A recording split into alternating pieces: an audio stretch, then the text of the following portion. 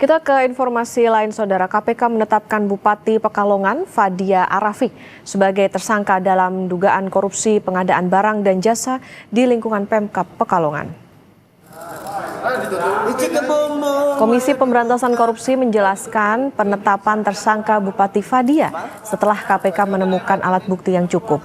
Diketahui suami dan anak Bupati Fadia membuat PT RMD yang merupakan perusahaan pengadaan barang dan jasa. Perusahaan tersebut kemudian mendominasi proyek pengadaan outsourcing di Pekalongan. Menurut KPK, dari perusahaan tersebut sepanjang tahun 2023 hingga 2026 transaksi masuk ke PT RMD sebesar 46 miliar rupiah. Sementara 19 miliar rupiah atau 40% dari total transaksi PT RMD dinikmati oleh keluarga Bupati. Let's go.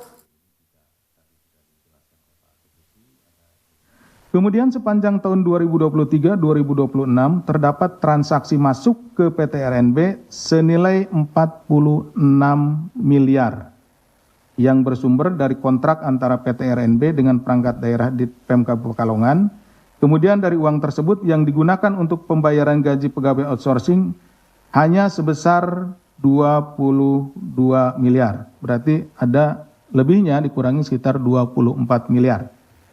Sisa diantaranya dinikmati dan dibagikan kepada keluarga Bupati dengan total mencapai 19 miliar. Menaikkan perkara ini ke tahap penyidikan dengan menetapkan satu orang tersangka, yaitu Saudari FAR, selaku Bupati Pekalongan periode 2025-2030.